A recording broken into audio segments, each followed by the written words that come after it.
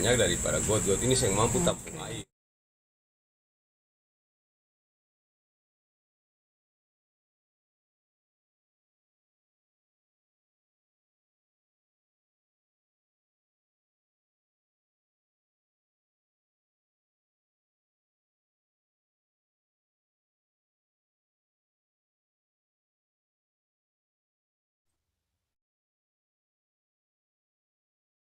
Ikan live update tribunnews.com edisi Jumat 23 Juli 2021 siang.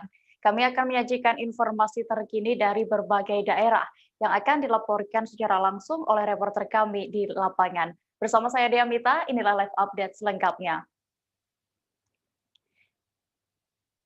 Tribuners, kita menuju ke informasi pertama dari Pekanbaru. Ada yang berbeda dengan suasana di kantor Bupati Pelalawan pada Kamis 22 Juli 2021.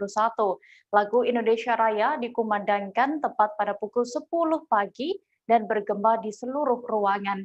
Lagu kebangsaan itu diperdengarkan melalui pengeras suara yang terhubung ke seluruh lantai kantor Bupati.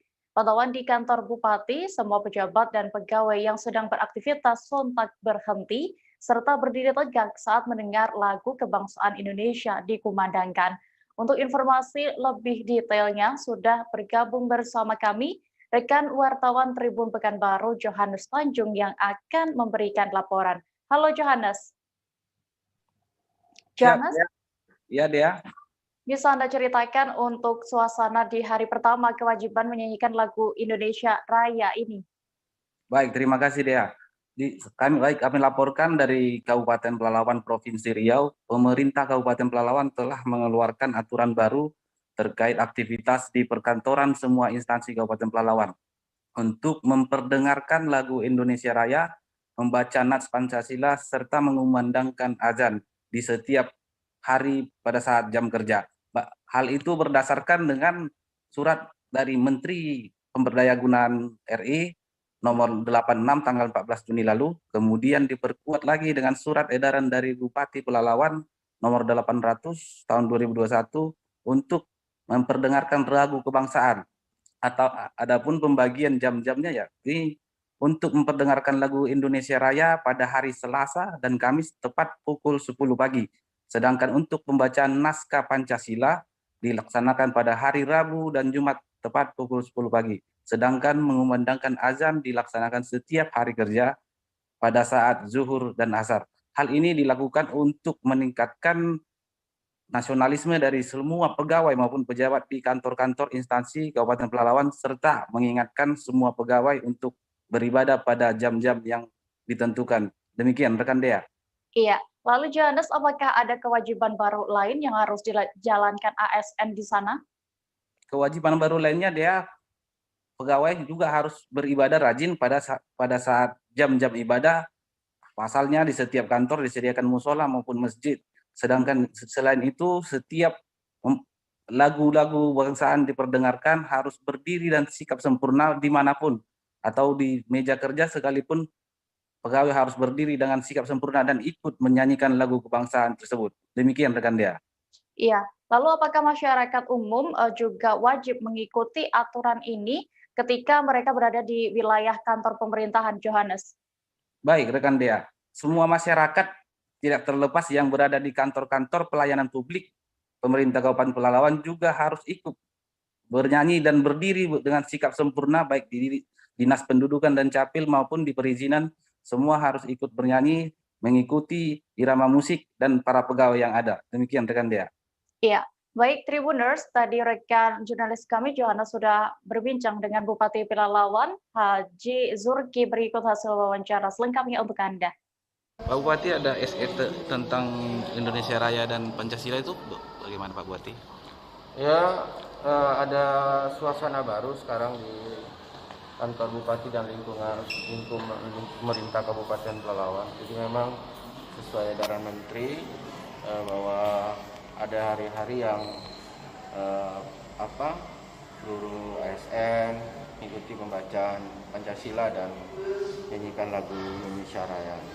Dan aktivitas lainnya kita tambah bahwa setiap waktu sholat masuk itu juga azan berkumandang Jadi ini lagu Indonesia Raya, Pancasila dan azan berkumandang, dan aktivitas kalau sholat dihentikan semuanya.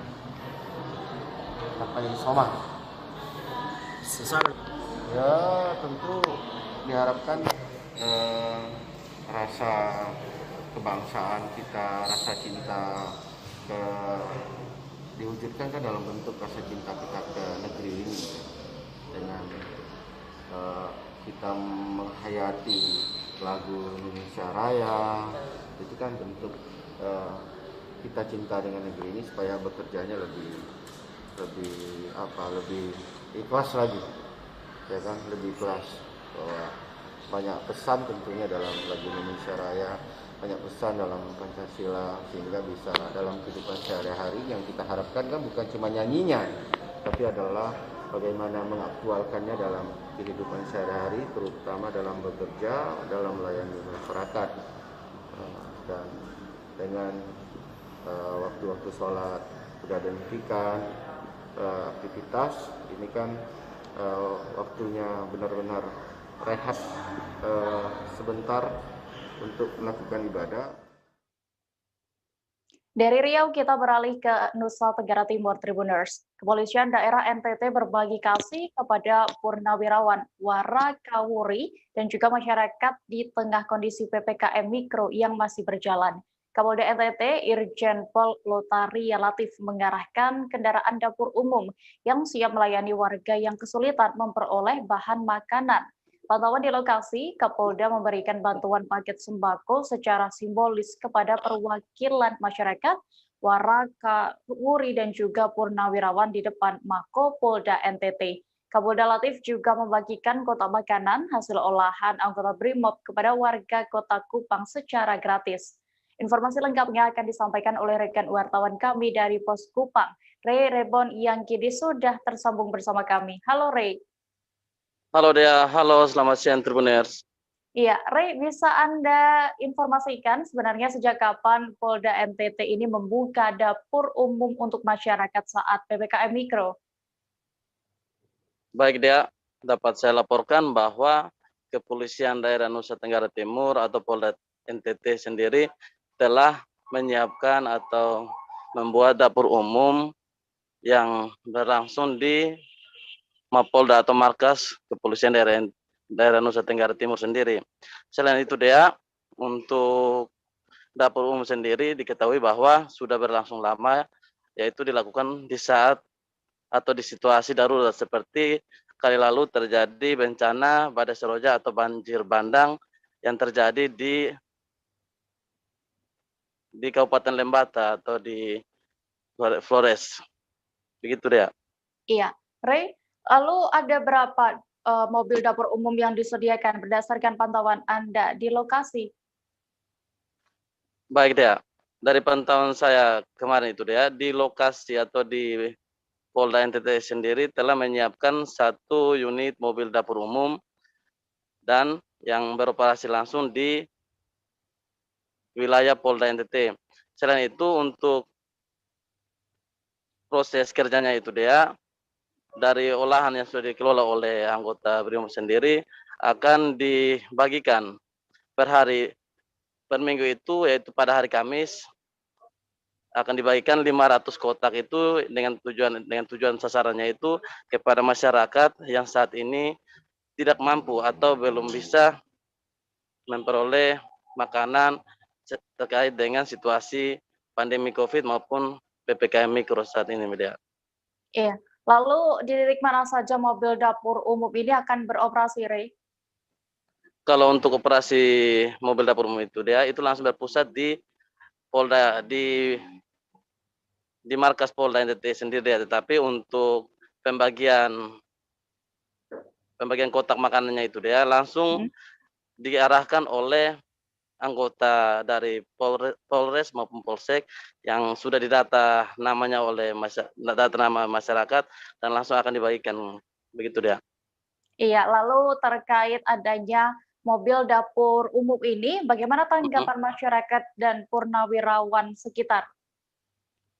Baik Dea, terkait dengan tanggapan masyarakat maupun purnawirawan sendiri, mereka sangat berterima kasih atas kebaikan dari pihak kepolisian daerah Nusa Tenggara Timur, Polda NTT sendiri, karena telah membantu masyarakat maupun purnawirawan di saat pandemi COVID saat ini maupun pemberlakuan PPKM Mikro pada saat ini, dia. Iya, baik Tribuners, dari rekan jurnalis kami juga sudah berbincang dengan Kapolda NTT Irjen Pol Lotaria Latif. Berikut wawancara selengkapnya untuk Anda. Masyarakat yang punya kepedulian sosial mau bersama-sama kita di sini, silakan ya. Mau membantu beras, mau membantu apapun, saya mengetuk hati bagi masyarakat yang mampu, yang punya kepedulian sosial, silakan bergabung dengan kami. Sekira itu. Sistem penyalurannya seperti apa? Ya, ini kita sudah 7 perwakilan melalui Babin Kamtibmas, masing-masing Babin Kamtibmas mendatakan minta kepada RT RW mana masyarakat yang memang betul-betul membutuhkan. Yang sangat kosong kita diminta untuk melaporkan ke Mabes untuk segera dipenuhi. Dan saya memiliki inisiatif kita masakkan juga, karena kadang-kadang kalau bahan mentah kita berikan, mereka juga kesulitan untuk memasak, khususnya bagi masyarakat yang sangat-sangat membutuhkan. Jadi hari ini kita masakkan 500 paket, dan ini akan menjadi agenda rutin kita, ya. Dan kita akan pilih beberapa yang memang perlu mendapatkan bantuan.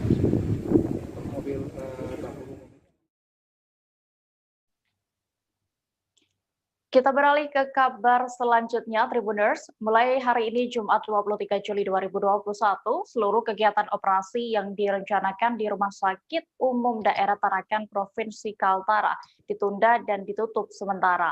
Pihak rumah sakit menerapkan ini guna mengantisipasi ketersediaan pasokan tabung oksigen. Pasalnya, kebutuhan oksigen cukup besar mengikuti pertambahan pasien COVID-19 yang terus meningkat. Jika memaksakan dibuka jika memaksakan dibuka operasi pasien yang sudah direncanakan akan memakan banyak tabung oksigen. Informasi lengkapnya akan disampaikan oleh rekan wartawan Tribun Kaltara, Andi Pausia, yang sudah tersambung bersama kami saat ini. Halo Andi. Ya, rekan Dea. Ya Andi, bagaimana bisa Anda jelaskan terkait detail alasan mengapa pihak rumah sakit menutup sementara kegiatan operasi di rumah sakit hari ini? Ya, baik rekan Dea, terima kasih. Selamat siang Tribuners, saya Andi melaporkan dari Kota Tarakan, Provinsi Kalimantan Utara.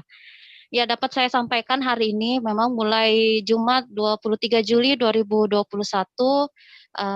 pihak Rumah Sakit Umum Daerah Kota Tarakan, Provinsi Kaltara mengeluarkan pengumuman untuk melakukan penutupan operasi, tindakan operasi selama 2 minggu ke depan. Penutupan operasi ini adalah operasi yang sudah dijadwalkan dan direncanakan. Dikatakan PLT Dirut RSUD Provinsi Kaltara, RSUD Tarakan Provinsi Kaltara, Dr. Franky Sientoro, adanya penutupan kegiatan operasi yang direncanakan ini dikarenakan mengantisipasi terjadinya pembeludakan pasien COVID-19 yang saat ini dirawat di RSUD Tarakan. Tercatat sampai dengan kemarin total ada 70 pasien dengan gejala sedang hingga berat yang dirawat di RSUD Tarakan Provinsi Kalimantan Utara, sehingga pasokan tabung juga dialihkan untuk pasien COVID-19. Dengan ditutupnya selama 2 minggu ke depan di Rumah Sakit Umum Daerah Provinsi Kaltara ini diharapkan bisa membantu pasokan oksigen untuk pasien COVID-19 di RSUD Tarakan Provinsi Kalimantan Utara. Demikian, Dea. Iya, lalu jenis operasi apa saja yang ditutup sementara oleh pihak rumah sakit, Andi? Iya, rekan Dea.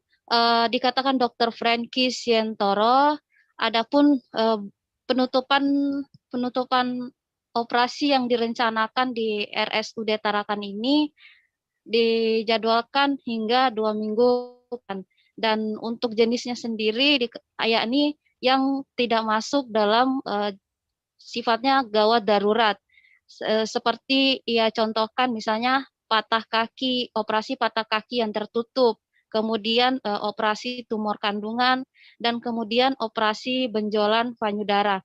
Namun ada beberapa hal yang dikecualikan seperti pasien dengan riwayat jantung dan pasien yang berada di ICU dan juga yang sifatnya memang gawat darurat tetap melaksanakan dan wajib melaksanakan operasi tersebut. Ya, demikian deh.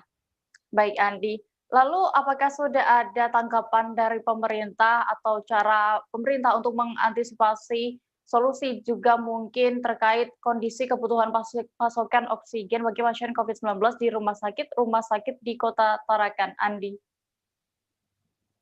Iya, Dea.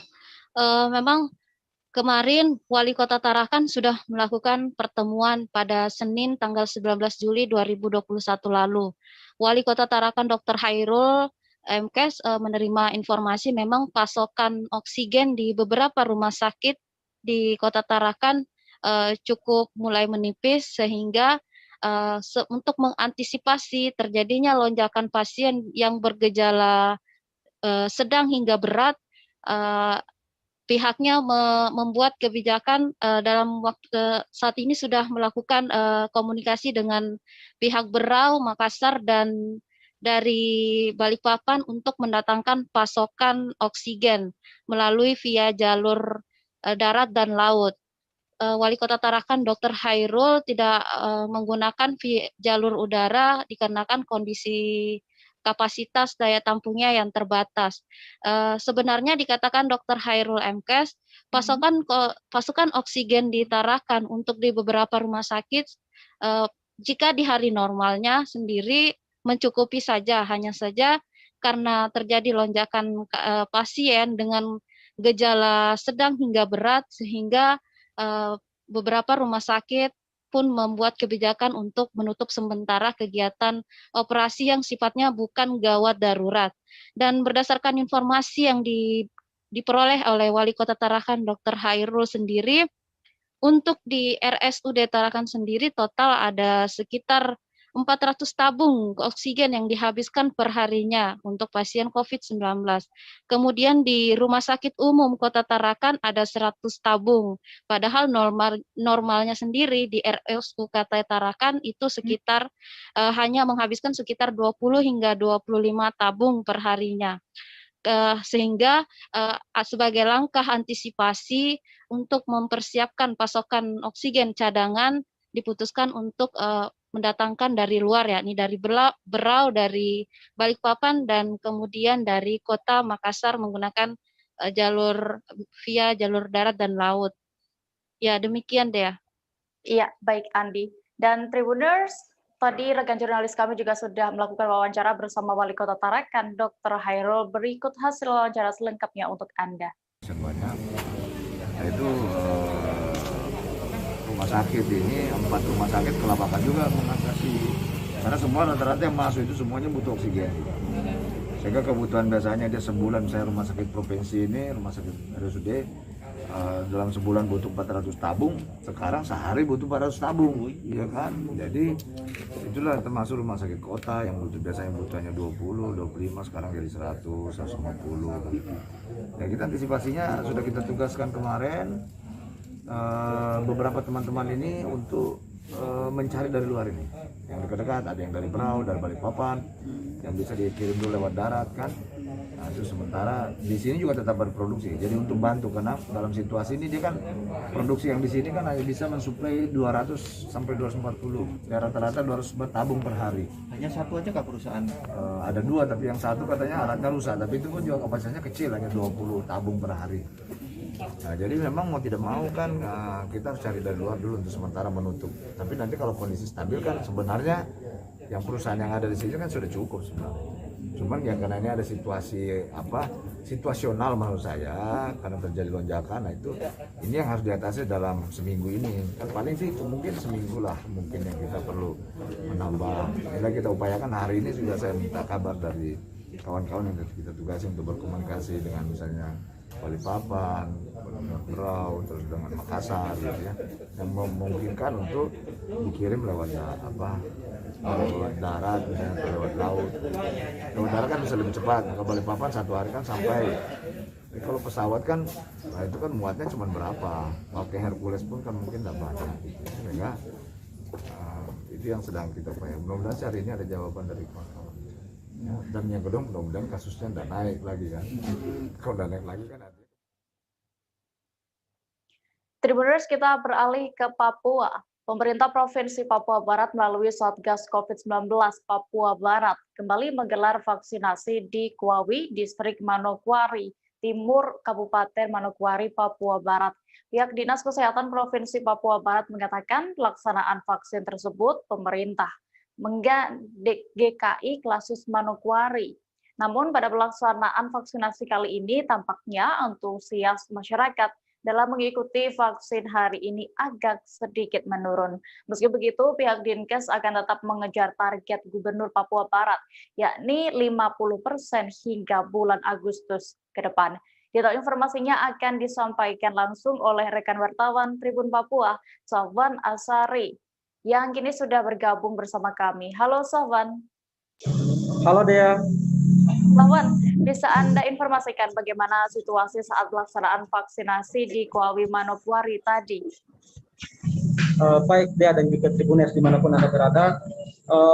Hari ini dapat saya kabarkan dari Kuawi, Distrik Manokwari Timur, Kabupaten Manokwari, Provinsi Papua Barat. Sejak pukul 9.00 waktu Indonesia Timur hingga pukul 13.00 waktu Indonesia Timur, terpantau sejumlah masyarakat berdatangan. Namun pada pelaksanaan vaksinasi kali ini di Distrik Manokwari Timur sendiri agak sedikit menurun dengan tidak seperti yang biasanya begitu. Iya, baik Safwan. Lalu sebenarnya berapa jumlah vaksin yang disiapkan dan ditargetkan untuk hari ini? Jumlah vaksin yang disiapkan untuk masyarakat di Kuawi Distrik Manokwari Timur sendiri berjumlah 350 dosis, namun hingga pukul 13.00 waktu Indonesia Timur masyarakat yang datang hanya sekitar 70-an orang saja. Iya. Lantas kenapa bisa antusias masyarakat ini menurun terhadap vaksinasi yang digelar? Menurut informasi yang saya dapat dari sejumlah petugas di lapangan, masyarakat ada yang masih ketakutan dengan vaksinasi sehingga mereka hanya sebagian kecil saja yang datang untuk mengikuti vaksin yang digelar oleh pemerintah Provinsi Papua Barat sendiri. Iya, lalu seperti apa Safwan perbandingannya dengan vaksinasi sebelumnya? Kalau untuk vaksinasi yang sebelumnya, pemerintah menggelar ada di beberapa titik di Provinsi Papua Barat, termasuk Manokwari Selatan dan juga sejumlah kabupaten kota, itu targetnya di atas 700-an. Namun yang kali ini digelar di Distrik Manokwari Timur sendiri agak sedikit menurun. Namun tadi dijelaskan oleh Kepala Dinas Kesehatan Provinsi Papua Barat sendiri, dia akan mengejar target yang ditetapkan oleh Gubernur Provinsi Papua Barat. Iya, terima kasih Safwan dan Tribuners. Rekan jurnalis kami sudah melakukan wawancara bersama Kepala Dinas Kesehatan Provinsi Papua Barat, Otto Paroro, yang berikut hasil wawancara selengkapnya untuk Anda. Ini kerjasama dengan GKI Klasus Manokwari ya, pelaksanaan hari ini, kemudian dari Satgas COVID Provinsi. Sejauh ini sudah dapat berapa Bapak? Tadi itu terakhir itu sekitar 75. Sebelumnya targetnya berapa Pak? Ya targetnya kita targetkan 350. Nanti kita tunggu lagi warga datang kita layani. Berapa lama nih Bapak? Berapa hari maksudnya? 1 hari saja, hari ini saja. Bapak? Hari sebelumnya? Ya saya lihat ini antusias masyarakat agak menurun hari ini. Menurun ya. Bapak, target yang dicanangkan Pak Gubernur 50% di akhir bulan Agustus, apakah bisa tercapai itu Bapak dengan kondisi saat ini? Saya kira kita upayakan, ya namanya target itu kan menjadi motivasi bagi kita untuk lebih bekerja keras lagi. Animo masyarakat sangat berkurang, apa kendalanya itu, Bapak? Saya kira ya, jadi informasi tetap kita sampaikan ke masyarakat, tetapi yang datang belum terlalu banyak. Jadi tidak apa-apa, kita tunggu saja. Ya. Sudah disosialisasikan ke masyarakat Saya juga? kira sudah, menurut dari Bapak Ketua di sini sudah disampaikan ke warga. Lewat gereja ya? Ya, informasi. Tidak apa-apa, kita tunggu. Bapak, sekarang ini kalau vaksin dikasih. Tribuners, kami akan kembali seusai jeda sejenak, tetaplah di live update. Kira ini apa namanya? Oke, apa kabar Bang Arief di sini untuk strateginya? Kalau saya sendiri di Jumit 37 ini yang semalam baru mulai, saya udah pasti. Sebenarnya aku nggak ngerasa itu penangkapan atau penggerebegan atau apapun itu, karena gini loh, posisinya aku kriteria. Jadi kita mengenal disebut dengan stroke yang tidak berdarah dengan stroke yang berdarah. Stroke yang tidak berdarah itu biasanya ditandai dengan adanya penyumbatan. Kalau itu terjadi di sini mungkin pikirnya tidak ke situ kali ya, tapi kalau di Korea atau di Kamboja itu ada beberapa paper yang saya itu Mas, ya, dulunya tukang koran. Oh gitu ya. Tukang koran. Ya, saya baca itu, Pak. Tuh kan, pernah baca kan? Ya. Jadi kalau saya jadi pangdam itu udah bersyukur banget. Si anak ini dijadikan sebagai tersangka begitu. Ya, kalau ini kita bicara yang di luar kasus Sebongombo ya. Dengan nama hujan shower, di mana terdapat batas jelas antara daerah hujan dan tidak hujan yang biasanya terjadi pada fase awal mature stage atau tahap berbahaya dewasa. itu Kang. Jadi mulai artinya terjadinya perlembekan. Nah itu untuk penetrasi akan sulit. Gitu ya.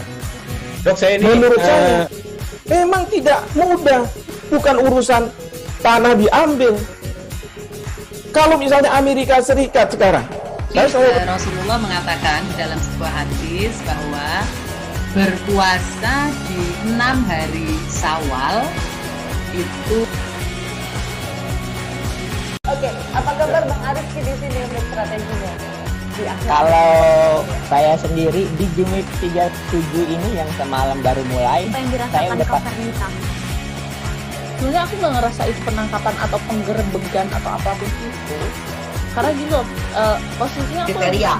Jadi kita mengenal disebut dengan stroke yang tidak berdarah dengan stroke yang berdarah. Stroke yang tidak berdarah itu biasanya ditandai dengan adanya penyumbatan. Kalau itu terjadi di sini mungkin pikirnya tidak ke situ kali ya, tapi kalau di Korea atau di Kamboja itu ada beberapa paper yang saya itu Mas, ya, dulunya tukang koran. Oh gitu ya. Tukang koran. Ya, saya baca itu, Pak. Tuh kan, pernah baca kan? Ya. Jadi kalau saya jadi pangdam itu udah bersyukur banget. Si anak ini dijadikan sebagai tersangka begitu. Ya, kalau ini kita bicara yang di luar kasus Sebongombo ya. Dengan nama hujan shower, di mana terdapat batas jelas antara daerah hujan dan tidak hujan yang biasanya terjadi pada fase awal mature stage atau tahap berbahaya dewasa. itu Kang. Jadi mulai artinya terjadinya perlembekan. Nah itu untuk penetrasi akan sulit. Gitu ya. Dok, saya ini menurut saya memang tidak mudah, bukan urusan tanah diambil. Kalau misalnya Amerika Serikat sekarang, Rasulullah mengatakan dalam sebuah hadis bahwa berpuasa di 6 hari Syawal itu. Oke, apa kabar Bang Arief di sini untuk strateginya? Kalau saya sendiri di Jumit 37 ini yang semalam baru mulai, saya udah pasti. Sebenarnya aku nggak ngerasa itu penangkapan atau penggerebegan atau apapun itu, karena gini loh, posisinya aku kriteria. Jadi kita mengenal disebut dengan stroke yang tidak berdarah dengan stroke yang berdarah. Stroke yang tidak berdarah itu biasanya ditandai dengan adanya penyumbatan. Kalau itu terjadi di sini mungkin pikirnya tidak ke situ kali ya, tapi kalau di Korea atau di Kamboja itu ada beberapa paper yang saya itu Mas, ya, dulunya tukang koran. Oh gitu ya. Tukang koran. Ya, saya baca itu, Pak. Tuh kan, pernah baca kan? Ya. Jadi kalau saya jadi pangdam itu udah bersyukur banget. Si anak ini dijadikan sebagai tersangka begitu. Ya, kalau ini kita bicara yang di luar kasus Sebongombo ya. Dengan nama hujan shower, di mana terdapat batas jelas antara daerah hujan dan tidak hujan yang biasanya terjadi pada fase awal mature stage atau tahap berbahaya dewasa. itu Kang. Jadi mulai artinya terjadinya perlembekan. Nah itu untuk penetrasi akan sulit gitu ya. Dok, saya ini menurut saya memang tidak mudah, bukan urusan tanah diambil. Kalau misalnya Amerika Serikat sekarang, Rasulullah mengatakan dalam sebuah hadis bahwa berpuasa di 6 hari Syawal itu. Oke, apa kabar Bang Arif di sini untuk strateginya? Kalau saya sendiri di Jumit 37 ini yang semalam baru mulai, saya udah sebenarnya aku nggak ngerasa itu penangkapan atau penggerbegan atau apapun itu, karena gini loh, posisinya aku kriteria. Jadi kita mengenal disebut dengan stroke yang tidak berdarah dengan stroke yang berdarah. Stroke yang tidak berdarah itu biasanya ditandai dengan adanya penyumbatan. Kalau itu terjadi di sini mungkin pikirnya tidak ke situ kali ya, tapi kalau di Korea atau di Kamboja itu ada beberapa paper yang saya itu Mas, ya, dulunya tukang koran. Oh gitu ya. Tukang koran. Ya, saya baca itu Pak. Tuh kan, pernah baca kan? Ya. Jadi kalau saya jadi tanggam itu udah bersyukur banget. Si anak ini dijadikan sebagai tersangka begitu. Ya, kalau ini kita bicara yang di luar kasus Sebongombo ya. Dikenal dengan nama hujan shower, di mana terdapat batas jelas antara daerah hujan dan tidak hujan yang biasanya terjadi pada fase awal mature stage atau tahap berbahaya dewasa. itu Kang. Jadi mulai artinya terjadinya perlembekan. Nah itu untuk penetrasi akan sulit gitu ya. Dok, saya ini menurut saya memang tidak mudah, bukan urusan tanah diambil. Kalau misalnya Amerika Serikat sekarang, Rasulullah mengatakan dalam sebuah hadis bahwa berpuasa di 6 hari Syawal itu. Oke, apa kabar Bang Arif di sini untuk strateginya? Kalau saya sendiri di Jumit 37 ini yang semalam baru mulai, saya udah sebenarnya aku nggak ngerasa itu penangkapan atau penggerbegan atau apapun itu, karena gini loh, posisinya aku kriteria. Jadi kita mengenal disebut dengan stroke yang tidak berdarah dengan stroke yang berdarah. Stroke yang tidak berdarah itu biasanya ditandai dengan adanya penyumbatan. Kalau itu terjadi di sini mungkin pikirnya tidak ke situ kali ya, tapi kalau di Korea atau di Kamboja itu ada beberapa paper yang saya itu Mas, ya, dulunya tukang koran. Oh gitu ya. Tukang koran. Ya, saya baca itu Pak. Tuh kan, pernah baca kan? Ya. Jadi kalau saya jadi tanggam itu udah bersyukur banget. Si anak ini dijadikan sebagai tersangka begitu. Terima kasih Anda masih menyaksikan live update tribunnews.com. Kita langsung menuju informasi selanjutnya. Pemerintah Kabupaten Majalengka resmi menggelar pelantikan 127 kades terpilih hasil pilkades pada Jumat 23 Juli pagi tadi. Pelantikan dan pengambilan sumpah janji jabatan dilakukan oleh Bupati Majalengka karena Sobahi dilaksanakan di Pendopo Kabupaten Majalengka dan disiarkan secara virtual. Dari 127 kades yang dilantik, 3 diantaranya dilantik langsung di Pendopo, sedangkan sisanya dilantik secara virtual di kecamatan masing-masing. Untuk mengetahui info lebih detailnya, sudah bergabung bersama kami rekan wartawan Tribun Cirebon, Eki Yulianto yang akan memberikan laporan. Halo Eki. Eki, bisa Anda jelaskan bagaimana suasana pelantikan pagi tadi yang digelar secara virtual? Iya, baik Dea, pelantikan kades terpilih diikuti oleh seluruh kades ya, sebanyak 125 orang di kecamatan masing-masing, yang mana minus 2 orang. Hal itu karena 2 kades telah dinyatakan meninggal dunia sebelum pelaksanaan pelantikan ini. Kedua kades yang meninggal itu berasal dari Desa Cengal, Kecamatan Maja, dan Desa Ganeas, Kecamatan Talaga. Nah, pada pantauan saya di salah satu kecamatan, yakni Kecamatan Ligung, ada sebanyak 10 kades terpilih telah dilantik. Mereka datang menggunakan pakaian dinas lengkap dengan didampingi para pendampingnya. Sebelum memasuki ruangan, para kades diperiksa kesehatannya dengan cara dicek suhu tubuh dan wajib menggunakan masker. Sementara para pendamping yang kebanyakan itu istrinya dari kades terpilih tersebut menunggu di ruangan terpisah. Hal itu dilakukan untuk mencegah kerumunan yang berpotensi menularkan virus ya. Dan alhamdulillah pelantikan Kades terpilih tadi berjalan lancar dengan diakhiri pesan-pesan dari Bupati Majalengka karena Sobai secara virtual. Demikian ya. Iya. Lalu pesan apa yang disampaikan oleh Bupati Majalengka itu untuk para Kades terpilih sendiri, terutama dalam membantu pemerintah daerah untuk sama-sama memerangi pandemi COVID-19 yang masih melanda saat ini, Egi?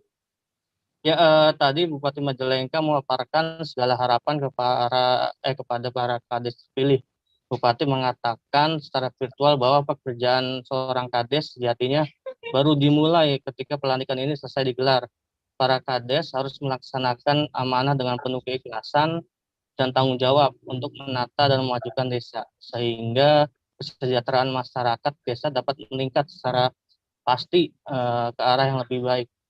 Ya, Bupati juga menegaskan bahwa peran dan tanggung jawab kepala desa ke depan pastinya akan semakin berat seiring dengan meningkatnya tantangan perubahan zaman. Terlebih dengan adanya pandemi COVID-19 yang masih belum teratasi, bahkan semakin meningkat, sehingga saat ini Kabupaten Majalengka kembali berada pada zona merah level 3 dan harus memperlakukan PPKM darurat. Para Kades juga harus melakukan segala potensi yang bisa diperjuangkan untuk lebih ditingkatkan lagi, diperdayakan secara maksimal. Rakyat butuh pelayanan, perlindungan, apalagi di desa pandemi ini, yang mana hulu COVID ini ada di RT di desa-desa. Ya, demikian. Ya. Eki, mungkin apakah ada kendala oleh pemerintah daerah dalam mempersiapkan pelantikan Kades terpilih di tengah pandemi COVID-19 kali ini? Ya, selain memang jadwal pelantikan ini diundur selama beberapa hari, pemerintah daerah juga mendapatkan beberapa kendala dalam mempersiapkan pelantikan tersebut ya. Sebut saja adanya 2 Kades terpilih yang meninggal dunia dan adanya sejumlah Kades yang belum jumawa untuk menerima kekalahan. Terkait jadwal pelantikan yang diundur sendiri, pemerintah daerah dari awal pelaksanaan Pilkades serentak yang digelar pada 22 Mei lalu mewacanakan pelantikan akan dilakukan pada 8 Juli kemarin. Namun dikarenakan COVID-19 terus meningkat dan pemerintah pusat juga menerapkan kebijakan PPKM darurat, hal itu membuat Pemda mengurungkan niat dan diganti dengan menggelar pelantikan secara virtual. Nah, hasil dari jawaban Mendagri atas usulan Bupati beberapa waktu lalu menghasilkan bahwa pelantikan Kades terpilih bisa digelar pada hari ini tadi dengan cara virtual dan prokes ketat. Nah, untuk adanya Kades yang meninggal sendiri, pemerintah secara resmi membatalkan Pilkades di 2 desa tersebut. Sebagai gantinya, Bupati menunjuk PLT sebagai pemimpin desa sementara. Nah, sementara adanya Kades yang menggugat keputusan hasil Pilkades sendiri sampai saat ini masih dalam proses. Jika nantinya penggugat menghasilkan bukti-bukti kuat adanya pelanggaran dalam Pilkades yang lalu, kemungkinan Kades yang telah dilantik bisa dilengser dari kursi yang saat ini diemban. Demikian ya. Iya, baik. Terima kasih Eki Yulianto, rekan jurnalis Tribun Cirebon. Selamat kembali bertugas. Dari Kabupaten Majalengka, kita beralih ke Kota Kendari. Wali Kota Kendari, Zulkarnain Kadir, menduga COVID-19 varian Delta sudah menyebar di Kota Kendari di Provinsi Sulawesi Tenggara. Bahkan menurutnya sudah menginfeksi sejumlah pasien COVID-19 di sana, termasuk politikus Partai Keadilan Sejahtera itu sendiri. Zulkarnain menyebut kasus positif COVID-19 di Kota Kendari memang sempat menunjukkan penurunan sejak Mei 2021 lalu. Namun karena varian Delta membuat keadaan berbalik, angka konfirmasi positif COVID-19 malah kembali meroket. Informasi lengkapnya akan disampaikan oleh rekan wartawan kami dari Tribun News Ultra, Sri Rahayu yang kini sudah tersambung bersama kami. Halo Ayu. Halo Dia. Iya Ayu, bisa Anda informasikan apa sebenarnya yang menyebabkan Wali Kota Kendari ini menduga bahwa virus COVID-19 varian Delta sudah masuk ke Kota Kendari? Ya baik, memang dugaan terkait masuknya virus COVID-19 varian Delta tersebut disampaikan langsung oleh Wali Kota Kendari, Zulkarnain Kadir, beberapa waktu lalu. Pada saat itu dia menyampaikan bahwa ia menduga bahwa virus COVID-19 varian Delta ini sudah masuk ke Kota Kendari. Sebelumnya juga dia sempat dinyatakan positif COVID-19 dan dia juga menduga pada saat itu positif COVID-19 yang menyerangnya adalah COVID-19 varian Delta. Dan kenapa dia menduga bahwa COVID-19 varian Delta ini sudah masuk ke kota Kendari? Karena ia melihat bahwa sebenarnya pada bulan Mei lalu jumlah kasus positif sempat turun, bahkan tinggal 4 orang saja dia. Namun sekitar akhir bulan Mei hingga saat ini kasus terus melonjak naik hingga mencapai ratusan, dan itu diduga kuat karena varian virus COVID-19 varian Delta. Dan hal itu juga disampaikan oleh Kepala RSUD Kota Kendari, Dr. Sukirman, yang mengatakan bahwa kenapa ia menduga bahwa varian Delta sudah masuk ke Kota Kendari, karena memang diketahui varian Delta ini sangat cepat menularnya, sehingga itu yang menyebabkan mereka menduga varian Delta ini sudah masuk ke Kota Kendari. Iya, lalu bisa Anda informasikan terkait dengan kasus COVID-19 di Kota Kendari yang saat ini? Ya, untuk saat ini sendiri berdasarkan data terbaru Satgas COVID-19 Kota Kendari per Kamis 22 Juli kemarin, jumlah konfirmasi positif itu sudah sampai 907 orang. Untuk hari Kamis sendiri kemarin ada penambahan kasus sebanyak 53 orang. Sedangkan untuk kasus sembuh di Kota Kendari itu sudah mencapai 5.277 orang, dan yang baru dinyatakan sembuh kemarin itu pada hari Kamis adalah 41 orang. Begitu deh. Iya. Lalu, apakah sudah ada antisipasi dari pihak pemerintah terkait hal ini, Ayu? Iya, untuk terkait antisipasi sendiri, memang saat ini pemerintah Kota Kendari juga masih menerapkan PPKM Mikro, dan yang kebetulan juga diperpanjang, yang tadinya harusnya berakhir pada tanggal 20 Juli, diperpanjang lagi menjadi sampai 26 Juli mendatang. Hal ini karena memang kasus positif di Kota Kendari masih terus meningkat. Kemudian untuk mengantisipasi kasus-kasus peningkatan kasus juga, pihak rumah sakit juga mendapat bantuan pasokan oksigen dari salah satu perusahaan pertambangan yang ada di Kota Kendari. Jadi setiap harinya mereka menerima pasokan oksigen sebanyak 200, sehingga mereka tidak khawatir akan kehabisan oksigen. Kemudian juga pemerintah Kota Kendari kian gencar memberikan bantuan kepada masyarakat Kota Kendari yang terkena dampak dari PPKM Mikro ini sendiri. Ya, baik. Terima kasih rekan wartawan Tribun News Ultra, Sri Rahayu, untuk laporannya. Selamat kembali bertugas. Kita beralih ke kabar selanjutnya, Tribuners. Pemerintah Kabupaten Ponorogo menutup aktivitas di alun-alun Ponorogo hingga pemberlakuan pembatasan kegiatan masyarakat atau PPKM darurat berakhir. Alun-alun Ponorogo ditutup 24 jam dan tidak diperbolehkan adanya aktivitas termasuk dari pedagang kaki lima. Diharapkan dalam waktu 5 hari ini tidak ada pergerakan masyarakat yang signifikan sehingga kasus COVID-19 bisa terus turun. Pemkab juga meminta masyarakat untuk tidak khawatir lantaran pihaknya telah menyiapkan bantuan termasuk bantuan dari Kemensos. Detail informasinya akan disampaikan langsung oleh rekan wartawan Tribun Jatim, Sofyan Arif Chandra, yang kini sudah bergabung bersama kami. Halo Chandra. Halo Dea. Chandra, bisa Anda jabarkan apa sebenarnya alasan Pemkab menutup alun-alun? Ya, alasan Pemkab sendiri menutup alun-alun Ponorogo ini karena alun-alun Ponorogo ini menjadi sentra aktivitas dari masyarakat, termasuk pedagang kaki lima dan pusat pemerintahan, Dea. Sehingga banyak sekali mobilisasi masyarakat untuk yang berada di alun-alun ini. Selain itu, dalam pelaksanaan PPKM darurat ini, salah satu tolak ukurnya adalah intensitas cahaya yang ada di titik-titik ramai, termasuk pada malam hari, sehingga Pemkab Ponorogo ini selain menutup alun-alun pada malam hari, Pemkab juga akan mematikan semua lampu yang ada di alun-alun ini, sehingga praktis akan menjadi gelap gulita pada mulai pukul 8 malam. Dea. Untuk PPKM darurat ini sebenarnya tidak hanya di alun-alun Ponorogo sendiri yang ditutup, tapi beberapa ruas jalan juga ditutup, terutama pada jalan-jalan yang menimbulkan keramaian seperti Jalan HS Cokro Aminoto dan Jalan Suromenggolo. Iya, lalu berdasarkan pantauan Anda di lokasi, bagaimana dengan tanggapan para pedagang terkait penutupan alun-alun dan sejumlah titik di Ponorogo?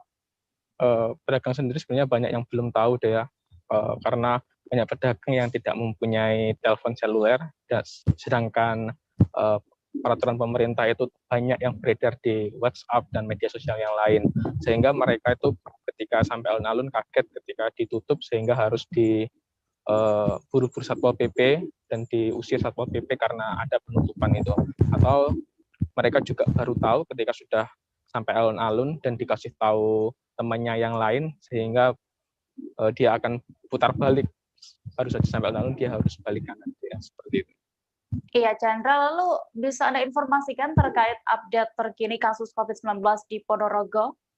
Ya, untuk COVID-19 Ponorogo sendiri belum mereda ya.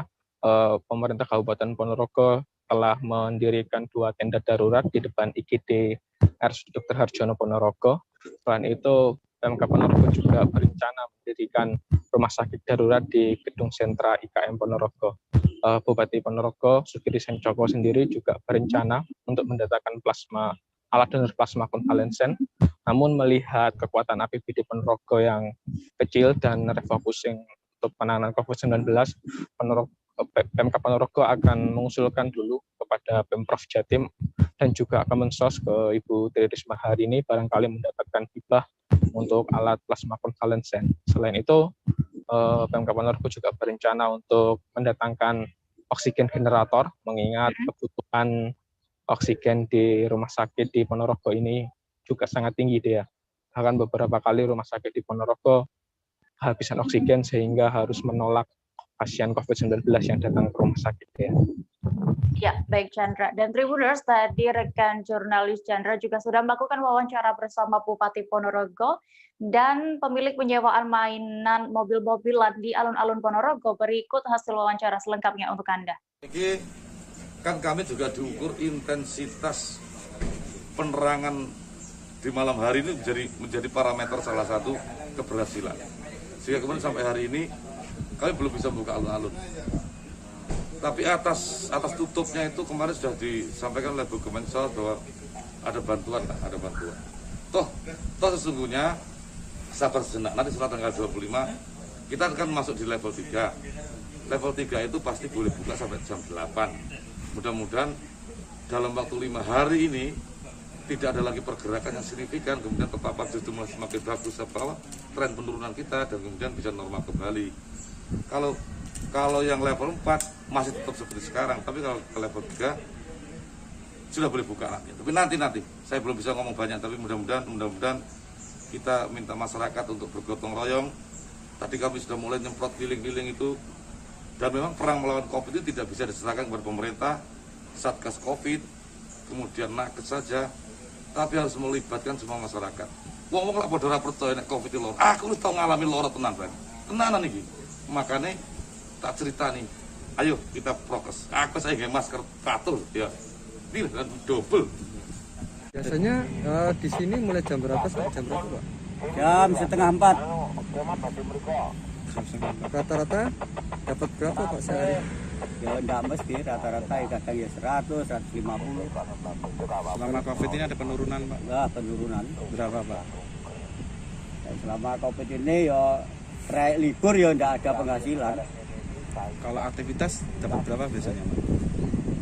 Enggak mesti, Mas. Kadang enggak rame. Tapi udah rame masalah COVID ini, pengunjung sepi. Malam minggu ya tetap sepi, Pak? Sepi. Biasa berapa, Pak, kalau selama COVID ini? Ya, enggak lupa ini. Soalnya enggak pernah ngitung. Separuh 50%. Tapi enggak tahu, Pak, ya kalau alun-alun ditutup, Pak? Enggak tahu. Kalau tahu nggak nyampe di sini, payah-payah sampai sini. Nggak punya HP, jadi edaran katanya teman-teman kan tadi siang keluar. Berapa pedagang, Pak, di sini yang aktivitas di alun-alun? Oh, nggak tahu saya. Banyak. Ada 50, Pak? Ada. Tapi sudah di alun-alun lama, Pak, jenengan, Pak, ya? Saya udah lama. Berapa tahun, Pak, di alun-alun? 2005. Jasa penyewaan mobil-mobilan, Pak, ya? Iya. Tapi tadi tidak diobrak Satpol PP atau apa gitu, Pak? Enggak, yang penting kita istilahnya patuh sama peraturan. Nama lengkap? Saya Pak Suwarno. Pak Suwarno. Alamat? Alamat Galibu. Informasi selanjutnya datang dari Jawa Barat. Satgas COVID-19 Kota Bogor kembali menerapkan kebijakan ganjil genap di Kota Bogor pada Jumat 23 Juli hari ini. Penerapan ganjil genap tersebut dilakukan untuk mengatur mobilitas masyarakat agar tidak terjadi penumpukan dan kerumunan di pusat-pusat keramaian di Kota Bogor.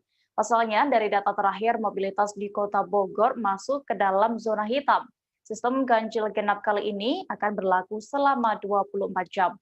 Penerapan ganjil genap selama akhir pekan ini diharapkan bisa mengurangi mobilitas warga untuk menekan penyebaran COVID-19.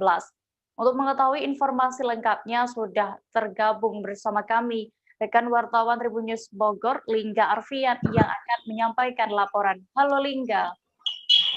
Iya, Dea. Lingga, bagaimana bisa Anda informasikan perihal penerapan ganjil genap di Kota Bogor kali ini?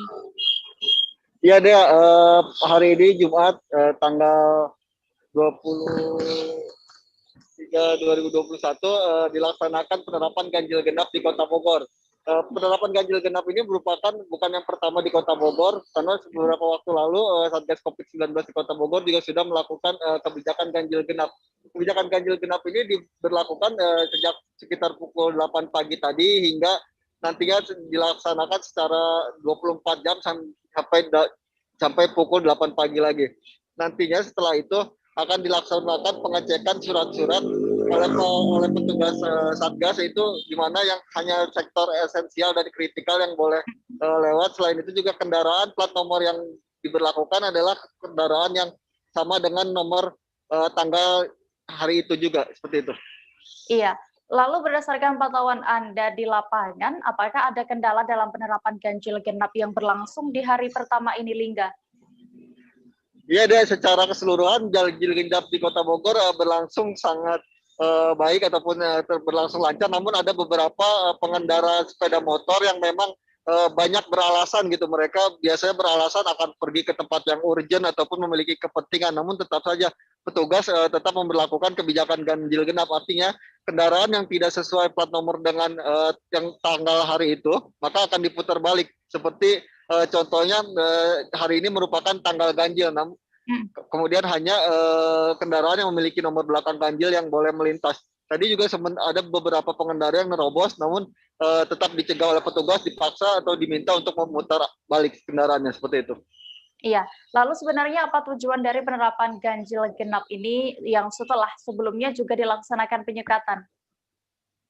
Iya, ada penerapan ganjil genap ini diberlakukan untuk menekan mobilitas masyarakat, karena diketahui bahwa saat ini mobilitas masyarakat di Kota Bogor berada di zona hitam. Artinya tidak ada perubahan mobilitas di Kota Bogor yang berlangsung sejak 2 minggu terakhir. Dari indikator yang ada, mobilitas di Kota Bogor masih cukup tinggi. Untuk itu sebelumnya dilakukan pelarangan dengan dilakukan penyekatan, hari ini Satgas melakukan ganjil genap untuk membatasi, artinya warga yang akan beraktivitas di luar rumah bergantian sesuai dengan plat nomor kendaraan yang diterapkan hari ini, seperti itu. Iya, berapa lama lalu dan sampai kapan juga kebijakan ganjil genap ini akan diterapkan di Kota Bogor, Lingga? Iya, Satgas COVID akan melakukan evaluasi setiap harinya. Nanti setiap hari akan dievaluasi bagaimana efektivitas ganjil genap di Kota Bogor. Jika nantinya ganjil genap ini berhasil untuk menekan angka penyebaran COVID, maka Satgas COVID-19 rencananya akan melakukan penerapan ganjil genap ini di hari-hari kerja seperti hari Senin hingga Minggu, seperti itu. Iya, baik Tribuners, rekan jurnalis kami tadi juga sudah sempat melakukan wawancara bersama Kombes Pol Susatyo Purnomo Condro selaku Kapolresta Bogor Kota. Berikut hasil wawancara selengkapnya untuk Anda. 23 Juli ini kami mulai memberlakukan ganjil genap di Kota Bogor. Tentunya kebijakan ini berdasarkan hasil rapat Satgas Covid, Wali Kota, Pak Dani, dan Forkopimda lainnya dalam menekan mobilitas. Dalam 2 minggu terakhir, Kota Bogor sempat pada zona hitam mobilitas masyarakat. Termasuk juga hasil evaluasi kami ketika penyekatan dilakukan di batas-batas kota, ternyata di dalam kota sendiri itu cukup padat. Sehingga kami mengambil kebijakan ini agar tidak terlalu juga terjadi perdebatan di jalanan. Karena karakteristik Kota Bogor ini adalah berada di tengah-tengah Kabupaten Bogor. masyarakat melintas ya, dan dari Parung misalnya menuju ke Cibinong, dari Sukaraja menuju ke Ciawi ya, itu harus kami atur.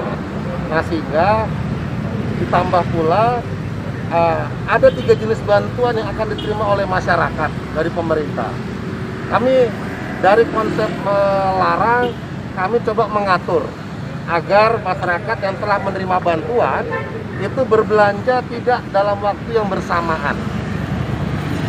Ganjil genap bukan pertama kali dilaksanakan. Sejak bulan Februari ketika kami masuk dalam zona merah dan termasuk dalam minggu ini Kota Bogor pun zona merah, kami memberlakukan ini untuk menekan mobilitas dan menekan penyebaran COVID di Kota Bogor. Setiap hari akan kami lakukan evaluasi dalam pelaksanaannya, apakah efektif ya atau tidak. Nah, sehingga kami berlakukan pada hari Jumat, Sabtu, dan Minggu, tetapi apabila nanti memang efektif akan kami teruskan sampai dengan. Kami akan kembali seusai jeda sejenak Tribuners, tetaplah di live update. Oke, apa kabar Bang Arif di sini untuk strateginya? Kalau saya sendiri di Jumip 37 ini yang semalam baru mulai, saya udah sebenarnya aku nggak ngerasain penangkapan atau penggerebegan atau apapun itu. Karena gini loh, posisinya aku kriteria. Jadi kita mengenal disebut dengan stroke yang tidak berdarah dengan stroke yang berdarah. Stroke yang tidak berdarah itu biasanya ditandai dengan adanya penyumbatan. Kalau itu terjadi di sini mungkin pikirnya tidak ke situ kali ya. Tapi kalau di Korea atau di Kamboja itu ada beberapa paper yang saya itu Mas, ya, dulunya tukang koran. Oh gitu ya. Tukang koran. Ya, saya baca ya, Pak. Tuh kan, pernah baca kan? Ya. Jadi kalau saya jadi Pangdam itu udah bersyukur banget. Si anak ini dijadikan sebagai tersangka begitu. Ya, kalau ini kita bicara yang di luar kasus Sebongombo ya. Dengan nama hujan shower, di mana terdapat batas jelas antara daerah hujan dan tidak hujan yang biasanya terjadi pada fase awal mature stage atau tahap berbahaya dewasa. itu Kang. Jadi mulai artinya terjadinya perlembekan. Nah itu untuk penetrasi akan sulit. Gitu ya. Dok, saya ini menurut saya memang tidak mudah, bukan urusan tanah diambil. Kalau misalnya Amerika Serikat sekarang, Rasulullah mengatakan dalam sebuah hadis bahwa berpuasa di 6 hari Syawal itu. Oke, apa kabar Bang Arif di sini untuk strateginya? Kalau saya sendiri di Jumip 37 ini yang semalam baru mulai, saya udah sebenarnya aku nggak ngerasain penangkapan atau penggerebegan atau apapun itu. Karena gini loh, posisinya aku kriteria. Jadi kita mengenal disebut dengan stroke yang tidak berdarah dengan stroke yang berdarah. Stroke yang tidak berdarah itu biasanya ditandai dengan adanya penyumbatan. Kalau itu terjadi di sini mungkin pikirnya tidak ke situ kali ya. Tapi kalau di Korea atau di Kamboja itu ada beberapa paper yang saya itu Mas, ya, dulunya tukang koran. Oh gitu ya. Tukang koran. Ya, saya baca ya, Pak. Tuh kan, pernah baca kan? Ya. Jadi kalau saya jadi Pangdam itu udah bersyukur banget. Si anak ini dijadikan sebagai tersangka begitu. Ya, kalau ini kita bicara yang di luar kasus Sebongombo ya. Dengan nama hujan shower, di mana terdapat batas jelas antara daerah hujan dan tidak hujan yang biasanya terjadi pada fase awal mature stage atau tahap berbahaya dewasa. itu Kang. Jadi mulai artinya terjadinya perlembekan. Nah itu untuk penetrasi akan sulit. Gitu ya. Dok, saya ini menurut saya memang tidak mudah, bukan urusan tanah diambil. Kalau misalnya Amerika Serikat sekarang, Rasulullah mengatakan dalam sebuah hadis bahwa berpuasa di 6 hari Syawal itu. Oke, apa kabar Bang Arif di sini untuk strateginya? Kalau saya sendiri di Jumip 37 ini yang semalam baru mulai, saya udah sebenarnya aku nggak ngerasain penangkapan atau penggerebegan atau apapun itu. Karena gini loh, posisinya aku kriteria. Jadi kita mengenal disebut dengan stroke yang tidak berdarah dengan stroke yang berdarah. Stroke yang tidak berdarah itu biasanya ditandai dengan adanya penyumbatan. Kalau itu terjadi di sini mungkin pikirnya tidak ke situ kali ya. Tapi kalau di Korea atau di Kamboja itu ada beberapa paper yang Saya itu Mas, dulunya tukang koran. Oh gitu ya. Tukang koran. Ya, saya baca itu, Pak. Tuh kan, pernah baca kan? Ya. Jadi kalau saya jadi Pangdam itu udah bersyukur banget. Si anak ini dijadikan sebagai tersangka begitu. Ya, kalau ini kita bicara yang di luar kasus Sebongombo ya. Dikenal dengan nama hujan shower, di mana terdapat batas jelas antara daerah hujan dan tidak hujan yang biasanya terjadi pada fase awal mature stage atau tahap Berbahaya dewasa. itu Kang. Jadi mulai artinya terjadinya perlembekan. Nah itu untuk penetrasi akan sulit. Gitu ya. Dok, saya ini menurut saya memang tidak mudah, bukan urusan tanah diambil. Kalau misalnya Amerika Serikat sekarang, Rasulullah mengatakan dalam sebuah hadis bahwa berpuasa di 6 hari Syawal itu. Oke, apa kabar Bang Arif di sini untuk strateginya? Kalau saya sendiri di Jumip 37 ini yang semalam baru mulai, saya udah sebenarnya aku nggak ngerasain penangkapan atau penggerbegan atau apapun itu, karena gini loh, posisinya aku Kriteria. Jadi kita mengenal disebut dengan stroke yang tidak berdarah dengan stroke yang berdarah. Stroke yang tidak berdarah itu biasanya ditandai dengan adanya penyumbatan. Kalau itu terjadi di sini mungkin pikirnya tidak ke situ kali ya. Tapi kalau di Korea atau di Kamboja itu ada beberapa paper yang Saya itu Mas, dulunya tukang koran. Oh gitu ya. Tukang koran. Ya, saya baca itu, Pak. Tuh kan, pernah baca kan? Ya. Jadi kalau saya jadi Pangdam itu udah bersyukur banget. Si anak ini dijadikan sebagai tersangka begitu. Ya, kalau ini kita bicara yang di luar kasus Sebongombo ya. Dikenal dengan nama hujan shower, di mana terdapat batas jelas antara daerah hujan dan tidak hujan yang biasanya terjadi pada fase awal mature stage atau tahap Berbahaya dewasa. itu Kang. Jadi mulai artinya terjadinya perlembekan. Nah itu untuk penetrasi akan sulit. Gitu ya. Dok, saya ini menurut saya memang tidak mudah, bukan urusan tanah diambil. Kalau misalnya Amerika Serikat sekarang, Rasulullah mengatakan dalam sebuah hadis bahwa berpuasa di 6 hari Syawal itu. Oke, apa kabar Bang Arif di sini untuk strateginya? Kalau saya sendiri di Jumip 37 ini yang semalam baru mulai, saya udah sebenarnya aku nggak ngerasain penangkapan atau penggerbegan atau apapun itu, karena gini loh, posisinya aku Kriteria. Jadi kita mengenal disebut dengan stroke yang tidak berdarah dengan stroke yang berdarah. Stroke yang tidak berdarah itu biasanya ditandai dengan adanya penyumbatan. kalau itu terjadi di sini mungkin pikirnya tidak ke situ kali ya. Tapi kalau di Korea atau di Kamboja itu ada beberapa paper yang Saya itu Mas, dulunya tukang koran. Tribuners, Anda masih menyaksikan live update tribunnews.com. Kita menuju ke kabar berikutnya dari Medan. Oknum polisi dari Polres Pelabuhan Belawan sekarang dimasa karena terlibat dalam aksi begal sepeda motor. Informasi yang dihimpun, oknum polisi tersebut bernama Bribka Joko Albari. Ia melakukan aksi begal bersama 7 orang rekannya di kawasan Dusun Lestari, Desa Pagar 5, Kebun Kelapa, Kecamatan Beringin, Kabupaten Deli Serdang pada Kamis 22 Juli sore. Setelah dimasa, korban sempat dibawa ke Rumah Sakit Patar Asi Beringin. Namun lantaran kondisinya yang cukup parah, ia pun dirujuk ke Rumah Sakit Bayangkara Medan. Untuk mengetahui informasi lebih detailnya, sudah bergabung bersama kami rekan wartawan Tribun Medan, Indra Gunawan Sipahutar yang akan memberikan laporan. Halo Indra. Ya, Indra, bisa Anda jelaskan bagaimana dan apakah motif kejadian ini sudah diketahui dan juga kronologis kejadian begal ini bagaimana? Ya, terima kasih Dea. Untuk sementara motif kejadian ini adalah, maksud saya motif aksi ini adalah perampokan dengan modus debt collector gitu Dea. Iya. Untuk kronologisnya sendiri, kejadian ini terjadi kemarin tanggal 22 Juli, di mana pada saat itu korban atas nama Lismawati baru saja pulang dari kerja dari Medan menuju rumahnya yang berada di kawasan Beringin. Namun di tengah jalan ia sudah merasa diikuti oleh 8 orang pelaku yang 1 diantaranya untuk sementara ini diketahui identitasnya adalah seorang polisi. Seperti itu. Iya. Lalu apakah pihak kepolisian juga sudah mengamankan barang bukti yang ada?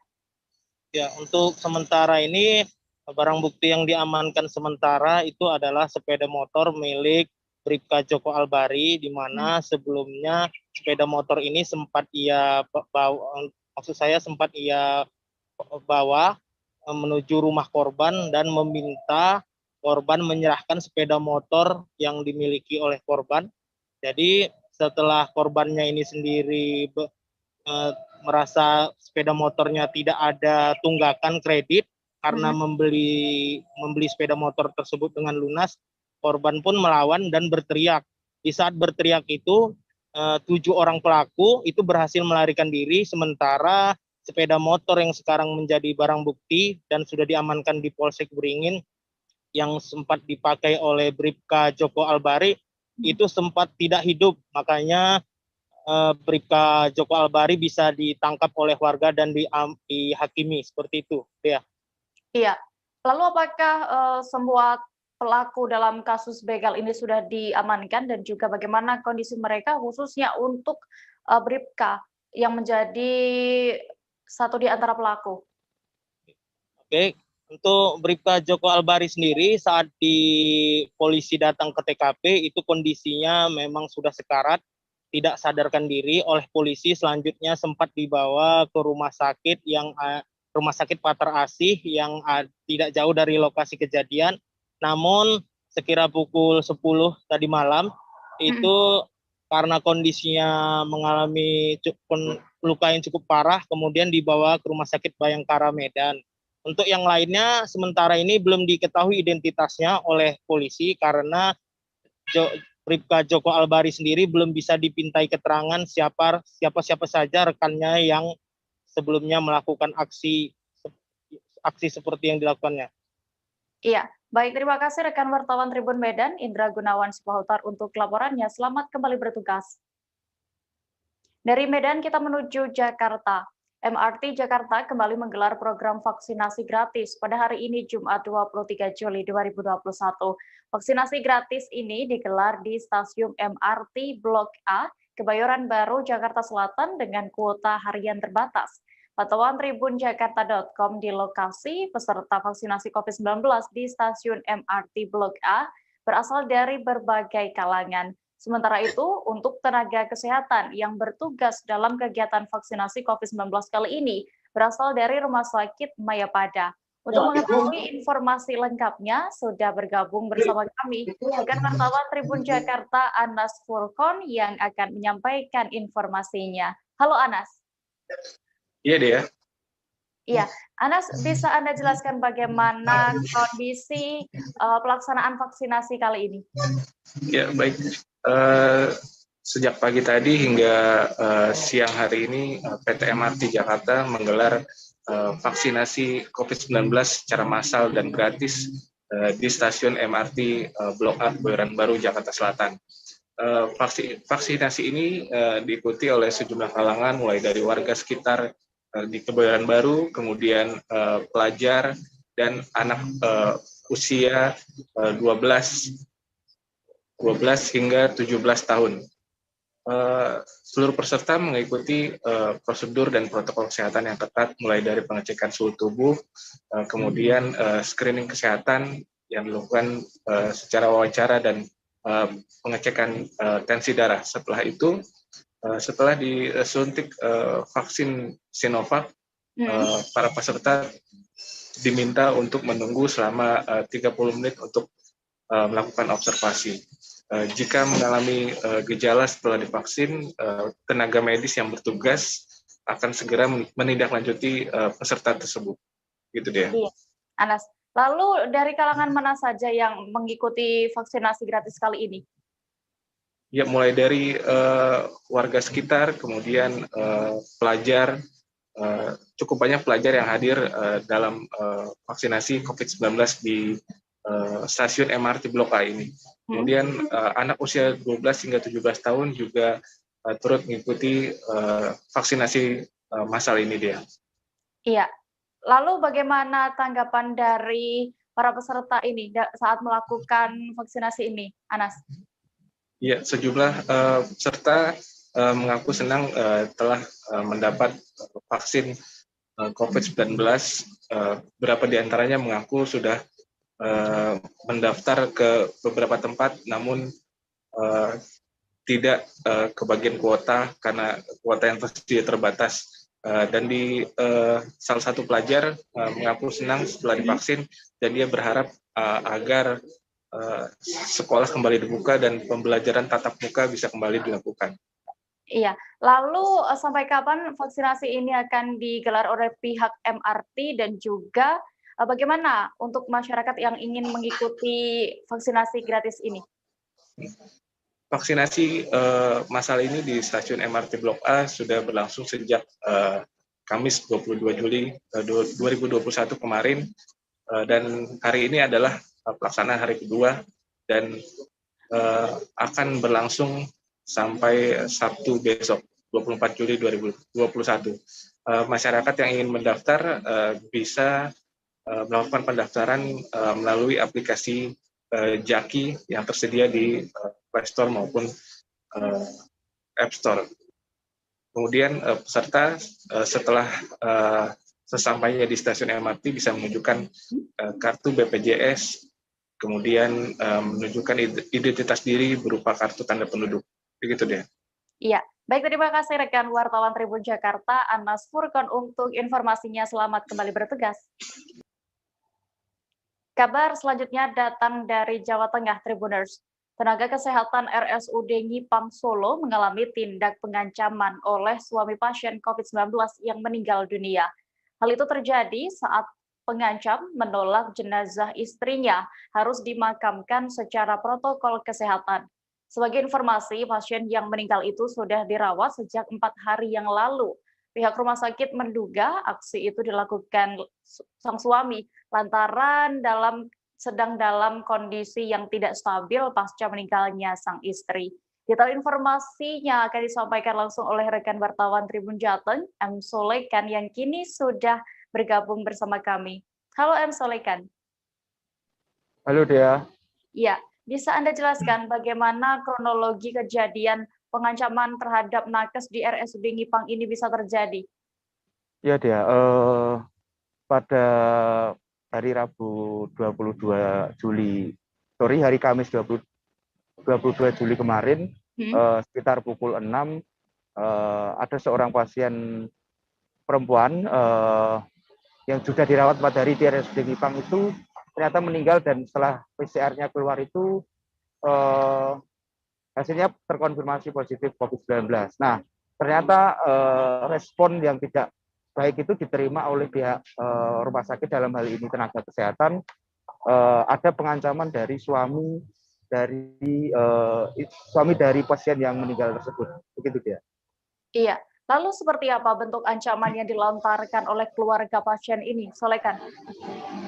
Dari pihak rumah sakit maupun pihak kepolisian ataupun dari pihak nakesnya sendiri kemarin menyatakan bahwa ancaman tersebut adalah bentuk ancaman kekerasan. Bahkan ada salah satu nakes yang menyebut bahkan ada ancaman pembunuhan, seperti itu. Ya, lalu berapa nakes sendiri yang mendapatkan ancaman ini? Ada 4 nakes yang mendapatkan ancaman, yaitu 2 dokter spesialis, 1 perawat, dan 1 bidan yang diperbantukan di rumah sakit tersebut. Ya. Iya. Solekan, apakah sudah ada langkah hukum dari pihak kepolisian terkait kasus pengancaman ini? Ya, dia pada Kamis kemarin pihak kepolisian dari Polresta Surakarta, bahkan Kapolresta Surakarta sendiri mendatangi lokasi langsung untuk memintai keterangan dari pihak rumah sakit maupun para nakes. Nah, Kapolresta menyatakan kemarin bahwa kasus tersebut ataupun ancaman tersebut sudah ada unsur pidananya. Nah, nanti tinggal bagaimana nakes ini akan mengambil tindakan, apakah akan memaafkan atau tidak. Nah, nanti kembali lagi ke nakes tersebut. Iya. Tapi Kapolresta menegaskan masih dalam proses penyelidikan sementara. Ya, baik, Solekan. Lalu bagaimana terkait kondisi dari tenaga kesehatan yang mengalami pengancaman itu? Ketika mengalami pengancaman, kemarin Direktur Rumah Sakit mengatakan pasti shock ya, untuk sementara masih shock, dan kabar terakhir sudah mulai agak membaik dan sudah mulai beraktivitas kembali, seperti itu. Iya. Dan Tribuners, tadi juga rekan jurnalis kami sudah melakukan wawancara bersama Kapolresta Solo dan juga PLT Direktur RSUD Ngipang Solo. Berikut hasil wawancara selengkapnya untuk Anda. Ya, jadi tadi sekira pukul 09.00 kami menerima laporan dari pihak Rumah Sakit Ngipang, Kota Surakarta, Rumah Sakit Pemerintah Kota Surakarta, terkait dengan adanya pengancaman yang dilakukan oleh suami dari istri pasien COVID yang meninggal tadi pagi jam pukul 06.00, yang pada intinya adalah menolak pemakaman secara prokes. Diberikan edukasi oleh pihak nakes terhadap yang bersangkutan, namun yang terjadi adalah pengancaman. Bentuk-bentuk ancaman yang dilontarkan oleh suami korban atau suami pasien COVID yang meninggal dunia kepada para nakes, gitu ya. Ancaman kekerasan yang dilakukan oleh suami daripada pasien COVID yang meninggal, menolak pemakaman secara prokes, gitu ya. Dengan pengancaman ini sudah ada unsur pidana yang ya, jadi unsur pengancaman sudah ada unsur pidananya, dan kami telah memintai keterangan terhadap beberapa nakes yang ada, termasuk terhadap tersangka yang diduga tersangka yang melakukan pengancaman. Ini sedang kita minta keterangan. Pada intinya Polri sebagai representasi negara akan hadir untuk memberikan jaminan keamanan bagi seluruh nakes yang saat ini sedang melaksanakan tugas mulia menangani pasien COVID. Tidak boleh ada gangguan, tidak boleh ada hambatan, kendala, apalagi ancaman maupun intimidasi yang mengganggu tugas-tugas dari tenaga kesehatan kita yang saat ini sedang berjibaku untuk menangani pasien COVID. Dan ini sebagai edukasi buat masyarakat sekalian bahwa setiap pasien COVID yang meninggal dunia itu diberlakukan protokol kesehatan. Ini yang harus dipatuhi bersama. Jadi tolong SOP ini dipatuhi bersama. Itu minta prokes. Kakak istrinya minta prokes. Tetapi kan karena si suami adalah suami si ibu, kan memang yang berhak menentukan itu kan suaminya ya. Jadi yang menandatangani penolakan prokes suaminya. Tapi kalau prosedurnya ketika kita dirawat di sini gitu dan masuk ICU itu nggak apa sudah sejak awal kalau misalnya meninggal sedia di pemakaman secara prokes itu ada nggak prosedur itu? General concern-nya sebenarnya ada sih. Kita sudah nyonya ya, sudah awal. Jadi sebelum masuk ke ruangan isolasi COVID, mau ICU atau isolasi COVID itu keluarga pasien sudah kami edukasi. Jadi sebenarnya ketika masuk pun sudah edukasi soal itu ya? Iya, kan memang agak berbeda ya. Kalau isolasi ICU COVID kan semuanya ada berbeda, tidak bisa dikunjungi begitu. Itu sih intinya, sebenarnya sudah. Tribuners, informasi tadi sekaligus menutup perjumpaan kita dalam live update siang ini. Saksikan informasi terupdate lainnya hanya di kanal YouTube tribunnews.com. Dan lantaran masih di tengah pandemi, kami kembali mengingatkan kepada Anda untuk tetap menerapkan protokol kesehatan dengan ketat dimanapun berada. Mewakili kru yang bertugas, saya Diamita pamit. Terima kasih dan sampai jumpa. Jangan lupa like, subscribe, dan share ya.